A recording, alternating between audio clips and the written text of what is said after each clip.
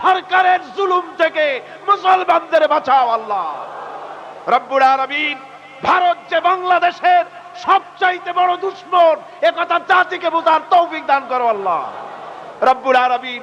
তুমি মেহেরবানি করে বাংলাদেশকে হেফাজত করো, বাংলার মুসলমানদেরকে হেফাজত করো। এখানে হিন্দু, খ্রিস্টান, বৌদ্ধ, চাকমা, উপজাতীয় যত রকমের মানুষ বাস করে, সকলকে সাম্প্রদায়িক মহব্বত নিয়ে, সম্প্রীতি নিয়ে, ভালোবাসা নিয়ে বসবাস করার তৌফিক দান করে দাও আল্লাহ। আয় আল্লাহ পাক, সিরাতের মাহফিল অনেকেই দোয়া চেয়েছে, কারো মায়ের জন্য, বাপের জন্য, রোগের জন্য দোয়া চেয়েছে। আল্লাহ যে যে ব্যাপারে দোয়া চেয়েছে তুমি প্রত্যেকের দোয়া কবুল করো আল্লাহ, প্রত্যেকের নেক নিয়ত কবুল করো আল্লাহ। আয় আল্লাহ, ভারত সরকার পুশব্যাক অপারেশন করে বাংলা ভাষী মুসলমানদেরকে, মুসলিম মহিলাদেরকে ধর্ষণ করতেছে। আয় আল্লাহ, মুসলমানদেরকে কষ্ট দিতেছে।